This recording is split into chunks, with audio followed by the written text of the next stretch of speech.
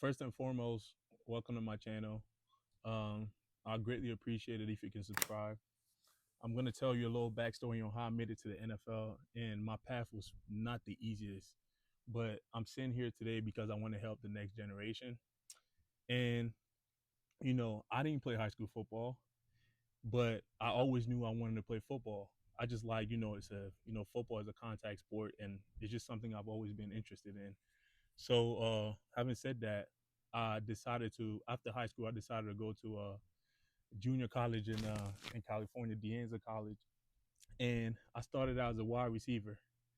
That was probably one of the worst decisions I've ever made, playing wide receiver and all that. But in my second year, I decided to play defense. Because on defense, everything you do is on you. All you got to do is chase the ball, and then you make plays. So having said that, I ended up leading the state uh, of California in sacks. I had, I believe it was either 12 and a half or 13. And I was blessed with a scholarship to attend the University of Colorado Boulder. And, once I got to Boulder, that was really my third year playing football. So a lot of stuff, I had to actually learn the game of football, and I couldn't just play off of physical ability. And, having said that, it was a long journey. It was a hard process, learning the game of football, and because there's so much, you get all kind of different intel depending on which coaches you get. And at the University of Colorado, I played with two different coaches. Um, and then after I was done at Colorado, COVID happened, and the only reason I even got a chance in the NFL was because of how I performed on my pro day. I was able to run a 4.49 40 and stuff like that. And when you run that, when you run that kind of 40-yard dash, teams are always willing to give you a chance.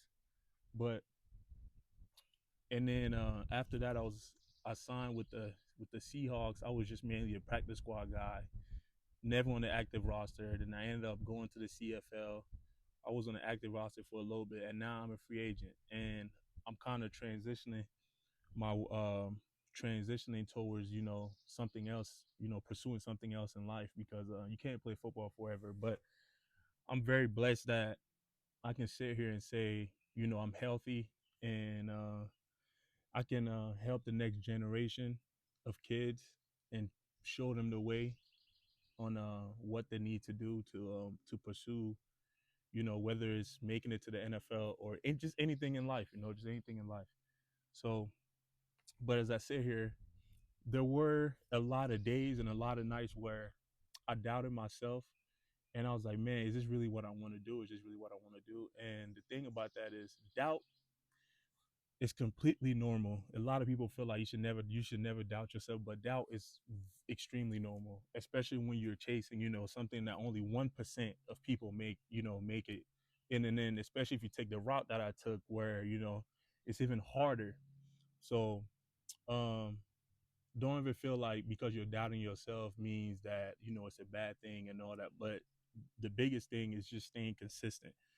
It's crazy because nowadays you hear a lot of people say consistency is key, and it really is. Like, you don't understand, like, every day that you just keep doing something over and over and over and over, knowing that you're not getting the results immediately.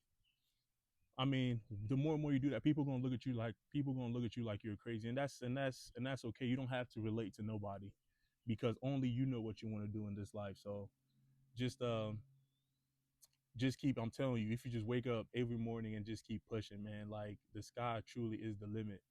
And like, and then, like I always say, if you're gonna hear me say this quote a lot, one day or day one. And that's just something that, like, it sits with me all the time, because days it's so easy to procrastinate, man. There's just too many things in the world going on, that can cause you to lose focus. But I always tell people, man, we live one life, you know so just always chase your dreams. We come in this world alone, and we gonna die alone. And then another thing you always, remember is block out the noise, man. There's gonna be a lot when you're on the right track. There's gonna be a lot of people just talking, just saying random stuff, being negative and trying to bring you down. But the one thing you should always remember, like, there's two people in this world who want to see you do better than them, and that's your family, that's your parents. So as long as you got support from your parents, you don't need anybody else. Um, also, it's human nature to compare ourselves, to some of the people who've already made it to where we're trying to be, and like trying to get to and stuff like that. But when you compare yourself to those people, that can make you reflect on yourself in a negative way, thinking, oh, I'm not good enough for this, or I'm not good enough for that. But the one thing you should always know is everything in life takes time. Everything in life takes time, especially when you want to be the 1% of the 1%. It takes a lot of work, a lot of grind, a lot of late nights and early mornings, and a lot of doubting yourself, whether you can get there, or you can do this, if you can do that, and all that stuff. And for me, that's kind of for me, that's the reason why I kind of transition into being a personal trainer, because I want to help kids. I want to help kids understand what it takes to get to that next level. I want to help kids. I want to provide all the information that I know to help somebody get to that level. And it brings joy to me, you know seeing the next generation succeed.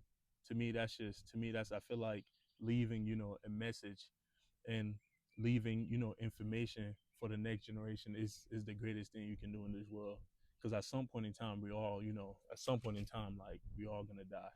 So that's all I got. That's what I want to leave you with. Appreciate you.